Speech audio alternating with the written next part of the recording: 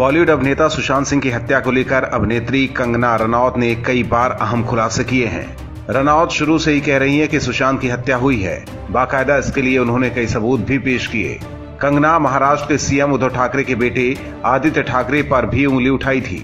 उन्होंने कहा था कि मामले को लेकर आदित्य और सांसद संजय राउत से भी पूछताछ होनी चाहिए। इसके बाद से ही रनौत शिवसेना के निशाने पर है। वहीं सुशांत केस में ड्रग एंगल सामने आने के बाद कंगना ने कहा था कि वो इस मामले में एनसीबी की मदद के लिए तैयार है, लेकिन उन्हें सुरक्षा चाहिए। जिस पर बीजेपी नेता राम कदम ने कहा कि अभी तक महाराष्ट्र सरकार की ओर से कंगना को कोई सुरक्षा नहीं दी गई है, जिसके जवाब में कंगना ने कहा कि उन्हें मूवी माफिया से ज्यादा डर मुंबई पुलिस से लगता है। कंगना के ऐसा कहने पर अब शिवसेना नेता संजय राउत ने उन पर हमला बोला है। संजय राउत ने कंगना को कहा है कि वो अब मुंबई आने से परहेज करें। संजय राउत ने शिवसेना के मुखपत्र सामना में कंगना पर निशाना साधा है और कहा कि वो मुंबई में रहती हैं, फिर भी यहां के पुलिस बल की आलोचना कर रही हैं। उनका ऐसा कहना शर्मनाक है। जिस पर अब कंगना की ओर से जवाब आया है। कंगना रनौत की ओर से ट्वीट कर लिखा गया कि शिवसेना नेता संजय राउत ने मुझे खुली धमकी दी है और कहा है कि मैं मुंबई वापस न आऊं। पहले मुंबई की सड़कों में आजादी के नारे लगे और अब खुली धमकी मिल रही है। ये मुंबई पाकिस्तान अधिकृत कश्मीर की तरह क्यों लग रहा है? दरअसल कंगना ने ट्वीट करते हुए कहा था कि वो एनसीबी की मदद के लिए तैयार हैं, लेकिन इसके लिए वो केंद्र सरकार से सुरक्षा चाहती हैं।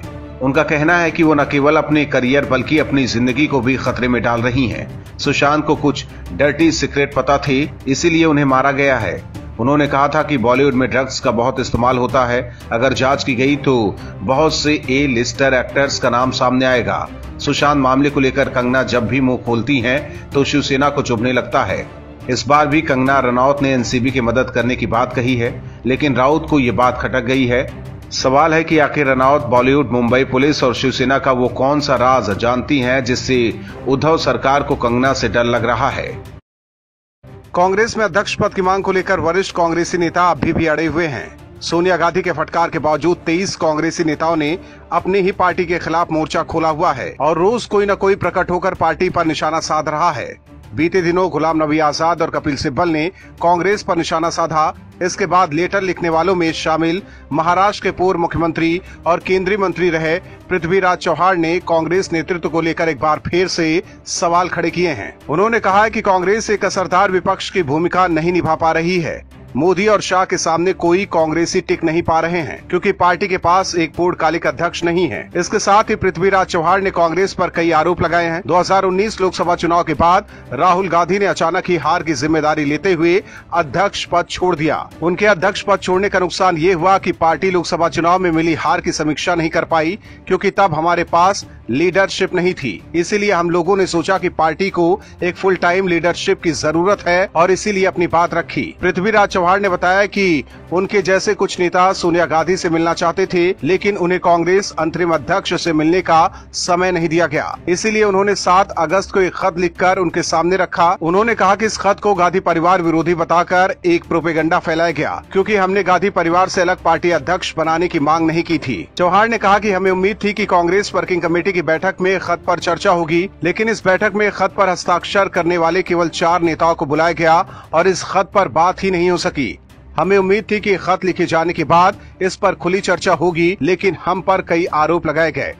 ज्यादातर नेताओं ने बिना खत पढ़े ही हम पर हमला बोल दिया। दरअसल जब से 23 नेताओं ने सोनिया गांधी को लेटर लिखा है, इन्हें पार्टी से अलग थलग कर दिया गया है। हालांकि कांग्रेस के सामने बड़ी समस्या ये है कि 23 नेताओं में ज्यादातर गांधी परिवार के हमेशा से करीबी रहे हैं। ऐसे में पार्टी ने बाहर का रास्ता भी नहीं दिखा सकती है, क्योंकि अगर इन लोगों को पार्टी ने बाहर निकाला तो कांग्रेस में कोई भी नहीं बचेगा। महाराष्ट्र में मंदिर खोलने पर विवाद थमने का नाम नहीं ले रहा है।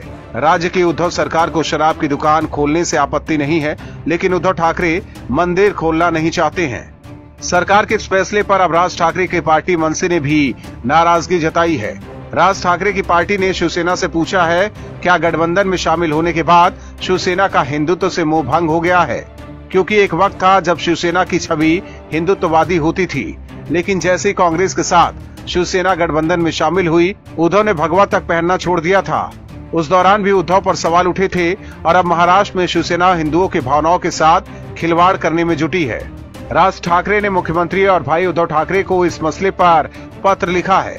महाराष्ट्र सरकार के मंदिरों को न खोलने के फैसले पर निराशा व्यक्त करते हुए राज ठाकरे ने कहा कि क्या सरकार हिंदू भावनाओं के प्रति बहरी हो चुकी है। वहीं राज ठाकरे ने सरकार से मंदिरों को खोलने की मांग करते हुए चेतावनी दी है कि अगर सरकार ऐसा करने में विफल रहती है तो लोग सारे प्रतिबंध भूलकर अपने भगवान के दर्शन के लिए मंदिर की ओर मार्च करेंगे।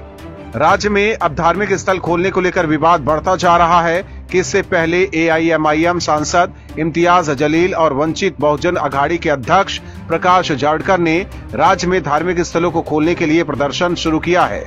उधर महाराष्ट्र में विपक्षी दल बीजेपी ने राज्य में धार्मिक स्थल फिर से खोलने की मांग को लेकर पिछले हफ्ते मंदिरों के बाहर प्रदर्शन किया था। विधानसभा में नेता प्रतिपक्ष देवेंद्र फडणवीस ने कहा था कि लोग जानते हैं कि मंदिर खुलने के बाद शारीरिक दूरी का किस तरह पालन किया जाना है, लेकिन शिवसेना ने उल्टे बीजेपी पर ही आरोप लगा दिया था। हालांकि विवाद बढ़ने के बाद भी उद्धव सरकार अभी भी धार्मिक स्थल खोलने के पक्ष में कुछ बोल नहीं रही है, लेकिन अगर सरकार ने जल्द फैसला नहीं लिया तो महाराष्ट्र में धार्मिक स्थल खोलने को लेकर बड़ा बवाल हो सकता है और उद्धव ठाकरे को इसका खामियाजा भुगतना पड़ सकता है।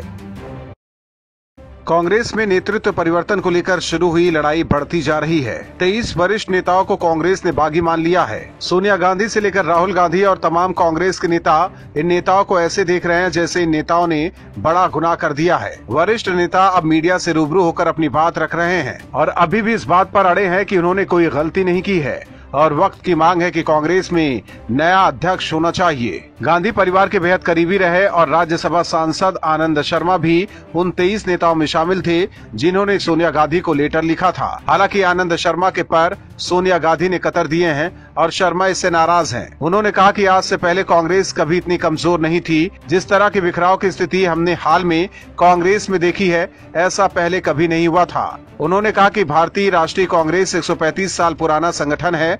राष्ट्रीय आंदोलन में हर साल कांग्रेस के अध्यक्ष का चुनाव होता था, जिसमें कभी पूर्व, पश्चिम तो कभी दक्षिण से अध्यक्ष चुना जाता था। लेकिन मैं कह सकता हूं कि कांग्रेस आज से पहले कभी इतनी कमजोर नहीं थी, क्योंकि संगठन की अनदेखी की गई है और ये बात हमने कांग्रेस अध्यक्ष को भेजी गई चिट्ठी में भी कही है। आनंद शर्मा ने कहा कि अगर विद्रोह शब्द का मतलब बदल दे कि सच्ची तस्वीर पेश करना और निसंकोच राष्ट्र हित और कांग्रेस के हित में अपनी बात कहना बगावत है, तो मैं इसे स्वीकार करता हूं। हालांकि शर्मा भले ही सफाई पेश करने में जुटे हैं, लेकिन लेटर बम के बाद अब इन नेताओं के कांग्रेस में भविष्य पर भी संकट गहरा गया है। बड़ा सवाल है कि क्या कांग्रेस के अंदर अध्यक्ष पद के चुनाव की मांग करना इतना बड़ा गुनाह है क्या कि सोनिया गांधी ने अपने सबसे खास नेताओं को ही अलग कर दिया है।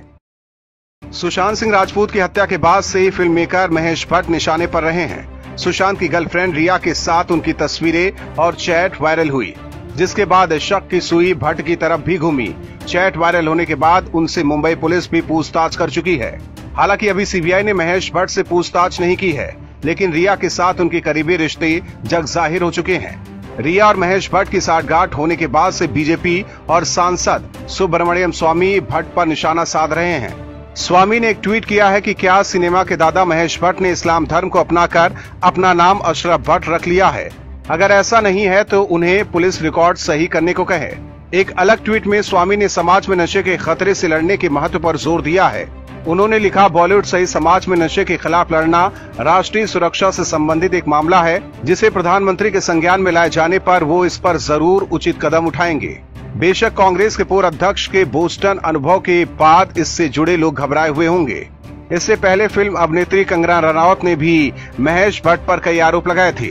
रनौत ने कहा था कि रिया चक्रवर्ती और महेश भट्ट जैसे गिद्धों ने सुशांत को मारा। हालांकि अभी तक महेश भट्ट पर कानूनी शिकंजा कसना शुरू नहीं हुआ है, लेकिन सीबीआई के रडार पर महेश भट्ट और फिल्म इंडस्ट्री के कई लोग हैं जिनसे जल्द पूछताछ हो सकती है। Bureau report, OMH news. और भी वीडियोस देखने के लिए चैनल को सब्सक्राइब करें और बेल आइकन को दबाएं।